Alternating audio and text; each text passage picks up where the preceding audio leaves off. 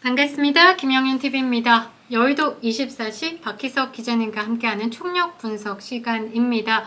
조금 기자의 눈으로 다르게 네. 바라보는 예. 여론 풀이 시간을 가져보도록 하겠습니다. 네. 한번 부탁드려 보겠습니다. 예. 그 이제 여론조사 공표 금지 기간입니다. 네네네. 그래서 이제 그 금지 직전에 발표된 여론조사 결과를 토대로 여러분들이 이 판세를 계속 이렇게 분석하실 수밖에 없습니다. 그런데 그게 과연 지금 현재 민심을 반영하느냐, 그리고 이게 이 본투표, 물론 사전투표가 이루어졌지만은 본투표 때 그 민심을 반영할 수 있느냐, 이거는 여러 가지의 변수가 발생하기 때문에 단정을 할 수가 없습니다. 그러니까요. 네. 지금 언론에서는 이제 국민의힘의 반등, 민주당의 주춤 이러지만 실제로 피부로 느끼는 거는 또 다르고 이런 느낌들. 그래서 어떤 것이 정확한지는 모르겠으나 지금 어찌는 가고 있나 궁금도 하고, 약간 어떤 이런 여론조사에 심리적으로 네. 와 붐업돼서 영향을 받을 수밖에 갈 때도 없습니다. 있고, 네. 내 한 표가 무슨 도움이 될까, 이런 느낌도 있고, 확실하게 여론조사를 보고 국민들이 반응을 해요. 근데 이제 이런 여론조사 결과에 네네네. 일희일비 하시는 분들이 꽤 있습니다. 그리고 자기의 투표 의지를 그냥 꺾어버리는 분도 있습니다. 저요. 그러니까 혹시나 이제 이런 여론조사 결과를 접하고 나서 네. 그런 분들이 계실까봐 네. 제가 이제 과거 사례를 통해서 네. 이 얘기를 하고 싶어서 이제 이 주제를 잡았는데, 그럼요. 지금 네. 상황에서 굉장히 필요한 영상이다라고 네. 생각합니다. 이게 여론조사 업체마다 다르고 조사 방식도 다르고 네. 그렇기 때문에 수치가 다 다르지 않습니까? 네네네. 어떤 수치는 이제 국민의힘 지지층 입장에서 봤을 때 상당히 반가운, 예를 들어서 최근에 나온 한국갤럽 지지율 조사를 보면 국민의힘이 39%, 더불어민주당 이재명당이 29%, 조국당이 10%에서 여야가 거의 동률이구나, 지금 아주 치열한 접전이구나, 이런 상태를 우리가 알 수가 있습니다. 근데 이 한국갤럽 아마 표본이 1000명? 2,000명? 이것밖에 안 될 겁니다. 그러니까. 지금 현재 이 총선과 관련해서 여론조사를 실시하는데, 여론조사 표본이 가장 큰 게 KBS가 의뢰해서 한국리서치라는 업체가 실시한 그런 여론조사가 표본이 가장 큽니다. 이번에는 아마 5,000명으로 했습니다. 네. 그러니까 여러분들이 평소에 접하시는 그 여론조사의 그 신뢰도가 평소에 좀 낮다고 이렇게 여기시는 분들이 많지 않습니까? 네. 예를 들어서 이 인구 표본을 인구 비례로 따질 경우에 딱 제가 이제 예로 들고 싶은 지역이 호남입니다. 호남. 광주, 전남, 전북, 여기 인구가 500만인데 이제 전국 표본 1000명짜리로 여론조사했을 때는 여기가 98명으로 잡힙니다. 근데 여러분들 이 98명 중에서 한 10명 정도만 빠져나가지 않습니까? 마음을 바꾸지 않습니까? 그러면 여기에서 10%의 뭔가 이 지각 변동이 생긴다, 이겁니다. 그러니까. 불과 표본이 10명이 이 지지 성향이 바뀌는 건데도, 그러니까. 이런 여론조사의 맹점이 있습니다. 이 표본의 맹점이 있는데 5,000명이라고 할 경우에는 이 신뢰도나 표본 오차 이런 것들이 상당히 많이 개선된다. 이런 점에서 이 여론조사에 대해서 이게 신뢰하시는 분들이 많이 계실 건데, 그 결과가 상당히 국민의힘에 좀 안 좋다, 이런 취지로 나왔습니다. 뭐냐면 이 정당 지지율을 보겠습니다. 지역구에서 어떤 정당의 후보한테 투표할 것이냐, 이걸 물어봤습니다. 5,000명을 상대로 해서 물어봤습니다. 근데 제가 아까 1,000명짜리 여론조사에서는 호남이 한 100명으로 잡힌다고 말씀드렸지 않습니까? 네. 그러면 그와 비례해서 5,000명이라고 한다면 호남만 500명으로 잡히는 겁니다. 여러분들 이건 상당한 여론조사입니다. 그럼요. 거기에서 더불어민주당 이재명당이 40%가 나왔습니다. 지지율이. 네. 국민의힘이 33%가 나왔습니다. 네. 그러니까 7%포인트 차이가 나지 않습니까? 네. 이거를 보고 벌써 이번 어느 정도 선거 판세는 어느 정도 확정이 된 거 아닌가, 네. 이렇게 실망하시는 분들이 꽤 있을 것 같아서 네. 그렇습니다. 어떻습니까? 이 보시기에. 이런 거를 그냥 다 그렇게 지금 기자님께서 해석해 주시는 네. 거 없이 네. 국민들 입장에서는 그냥 저 10% 가까이 차이가 나네, 졌네 이렇게 갈 수 있다는 거죠. 그러니까 이게 이 여론조사가 우리가 소위 말하는 표본 오차 있지 않습니까? 네. 표본 오차가 이 1,000명짜리를 했을 경우에 플러스 마이너스 3.8% 정도 나옵니다. 그리고 이 지역 여론조사 할 때 보통 표본이 500명이지 않습니까? 네. 그럴 때는 플러스 마이너스 4.4%포인트가 나옵니다. 근데 이거 표본 5,000명짜리 여론조사 이거 같은 경우에는 플러스 마이너스 1.4%포인트라서 아까 말씀드린 것처럼 40대 33, 7%포인트 차이 나지 않습니까? 네. 이거는 이 1.4%포인트, 총 2.8%라는 이 구간을 넘어선 7%포인트 차이 나는 아주 거의 뭐랄까 확정적인 그런 여론조사 결과입니다. 이게. 그러니까 실망스러울 수밖에 없다 이렇게 생각하실 텐데 제가 그 과거 얘기를 이제 해보겠습니다. 그러니까. 여러분들 이 여론조사는 분명히 참고 자료가 될 수는 있겠지만 그리고 꼭 선거가 지는 쪽에서 여론조사 결과를 부정하더라 이런 얘기가 있습니다. 저도 그런 걸 비판했던 그런 사람이긴 하지만 네. 과거 제가 썼던 기사에 이런 대목이 있습니다. 그걸 한번 읽어보면서 네. 이 여론조사가 꼭 현실을 반영하는 건 아니다. 여론조사는 상당히 이 현재 민심은 또 반영할 수 있겠지만 본투표, 이 사전투표, 이 투표장에 들어갈 때 그 유권자의 심리마저도 반영할 수 있는 건 아니다. 이런 걸 얘기해 보겠습니다. 네. 한번 제가 옛날에 썼던 걸 읽어보려고 합니다. 네. 제가 이걸 언제 썼냐면은 2020년 10월 달에 썼습니다. 네. 그때 썼는데 지난 21대 총선 이때가 2020년 미래통합당으로 선거를 칠 때입니다. 그때 당시에 더불어민주당 지역구 선거에서 163석을 차지했습니다. 지역구에서만. 네. 당시 미래통합당 국민의힘 전신 84석을 차지했습니다. 2배 차이 나지 않습니까? 네, 그럼요. 근데 더불어민주당 지역구 득표율이 얼마였냐면 49.9%였습니다. 그 미래통합당 득표율은 41.5%였습니다. 이것도 거의 한 7% 내지는 8% 그렇죠. 포인트 차이가 납니다. 네네. 그러니까 지금 이것과 비슷한 겁니다. 여론조사와. 네네네. 근데 이때 당시에 이제 여론조사 결과와는 어마어마한 차이가 있다. 그걸 먼저 말씀드리겠습니다. 그러니까 득표율 격차는 8.4% 포인트에 불과했다. 그럼에도 더불어민주당이 차지한 지역구 국회의원 수는 거의 2배에 달한다. 이는 정치권은 물론 국민에게도 여당이 압도적 지지를 받았다는 착각을 조장했다. 이렇게 했는데 착각입니다. 네. 뭐냐면 이는 총선 직전 발표된 각종 여론조사 결과와는 한참 거리가 먼 수치다. 그렇습니다. 일례로 한국갤럽이 총선 투표일 직전인 4월 13일부터 4월 14일까지 전국 성인 남녀 1,004명을 대상으로 여론조사를 실시해 선거 종료 후 발표한 결과에 따르면 더불어민주당 지지율은 41%였습니다. 그리고 미래통합당 지지율은 25%였습니다. 아까 제가 다시 말씀드리자면 지역구 득표율은 더불어민주당 49.9%, 미래통합당 41.5%였는데 여론조사 결과에 따르면 미래통합당이 25%였습니다. 네. 그러니까 얼마 차이 납니까? 16% 포인트 차이가 나는 겁니다. 그러니까 이때 이런 여론조사 결과가 나왔을 때도 실제 미래통합당은 이것보다 16% 포인트나 더 얻었다. 그렇습니다. 그리고 지금 현재 여론조사 이런 거 있지 않습니까? 네. 상당히 국민의힘한테 유리한 그나마도 유리한 결과들이 나오고 있고 국민의힘이 이 지지율이 반등하는 추세에서 여론조사 공표가 금지됐지 않습니까? 네. 그렇기 때문에 이런 여론조사 결과를 보고 실망할 필요도 없고 낙담할 필요도 없고 투표를 포기할 필요도 없다. 이 얘기를 하고 싶다 그겁니다. 여러분들 한번 생각해 보시기 바랍니다.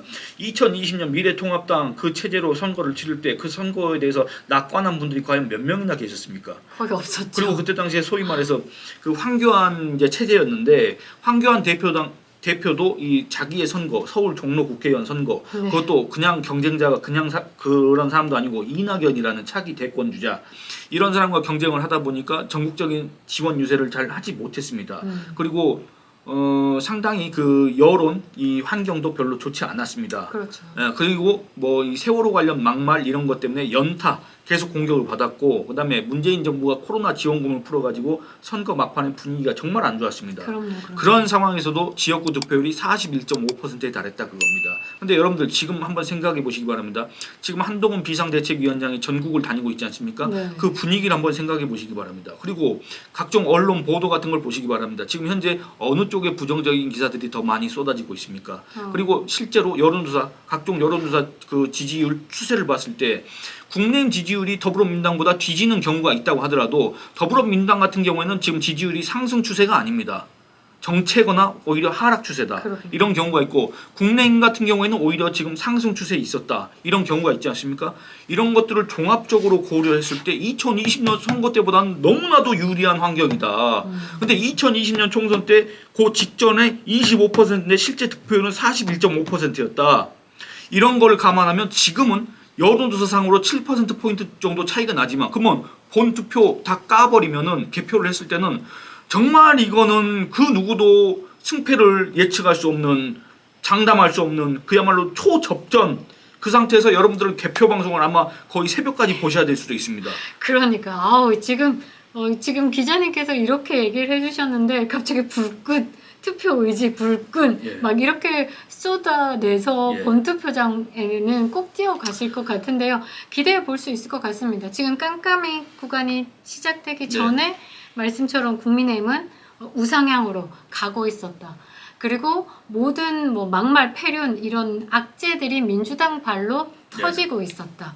그리고 한동훈 비대위원장이 경합 지역, 네. 열세 지역을 찾아서 투표장으로 나가달라. 네. 투표가 힘이다. 투표를 안 하시면 범죄자가 판치는 세상이 될 거다. 보수여 일어나라. 읍소하고 있고 이런 부분이 조금 울림이 있을 것 같다. 그래서 지금 결코 낙담할 필요는 없다. 네.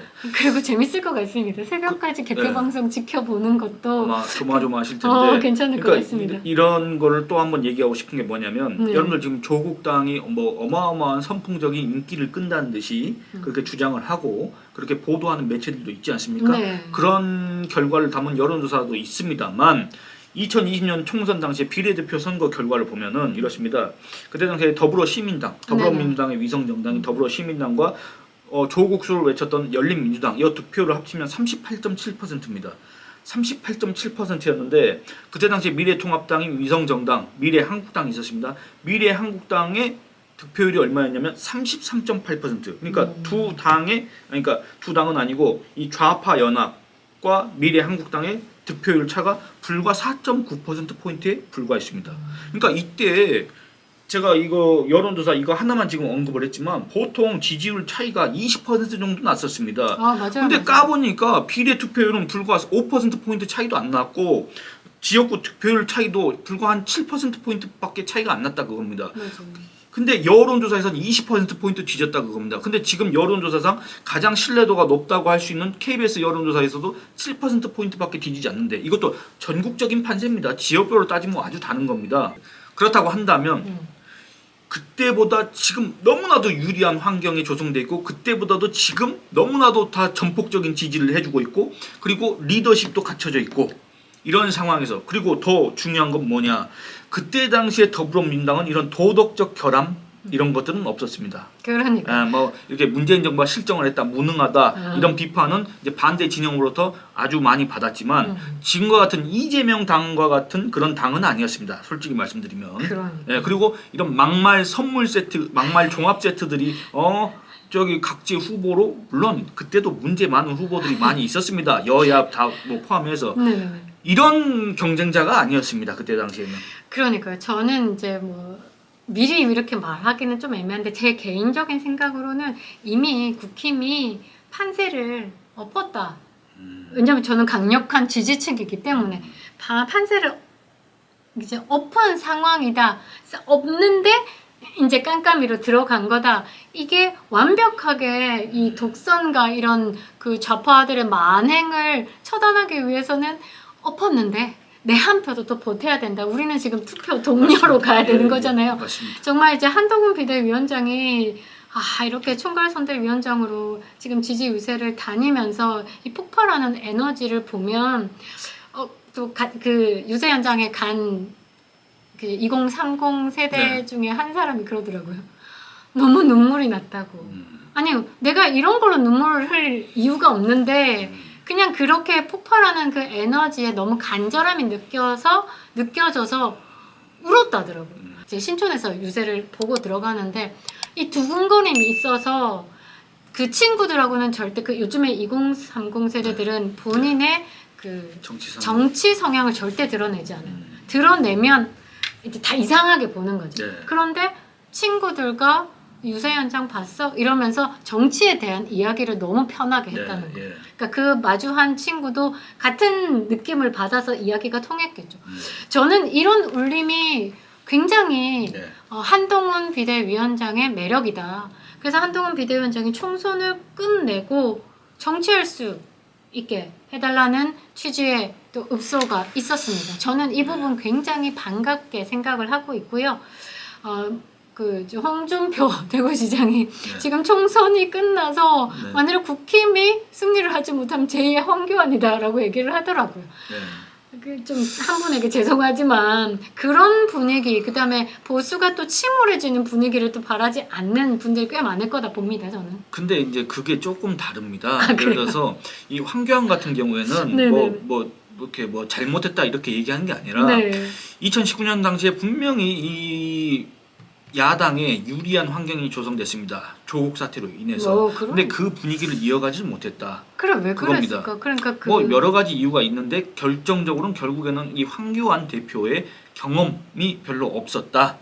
가장 그게 결정적인 이유가 될 겁니다. 그러니까 이게 그냥 지금 한동훈 비대위원장에게 느껴지는 그 폭발적인 에너지, 그게 매력이라고 또 표현을 네. 하는 게 가장 여러분들에게 와닿을 수도 있는데, 이런 매력이 그동안의 정치인들에게서 보기 힘든 매력, 그 매력이 네. 지금 우리에게 이렇게 다가왔다. 그것을 반응으로 보이고 있다. 저는 그렇게 보고 있습니다. 그러니까 그 황교안 대표와 이 한동훈 위원장의 차이는 제가 그냥 이렇게 직관적으로 말씀드리면 그때 당시에 자유한국당은 네. 조금 낡아 보였다. 아, 그래 맞아. 지금 한동훈이 이끄는 국민의힘은 뭐 실제로는 어떨지 몰라도 외관상으로는 젊어 보인다. 그래서 이 뭐 20대 대학생들도 이렇게 여기에 감화되고 여기에 동조를 한다. 이런 게 차이가 있다. 그렇기 때문에 여러분들 여러모로 2020년과 지금은 여러모로 다릅니다. 그러니까 뭐 이미 뭐 투표함을 까보지도 않는데 이미 그 패배주의에 이렇게 가볼 필요는 젖어가지고 없다. 그러실 필요가 없다. 네, 그걸 그렇죠. 말씀드리고 싶습니다. 투표하면 우리가 이깁니다. 이기는 것이 우리나라를 살리는 길입니다. 여러분, 투표장으로 가벼운 마음으로 함께 합시다. 오늘 여기까지 하도록 하겠습니다. 네, 감사합니다. 감사합니다.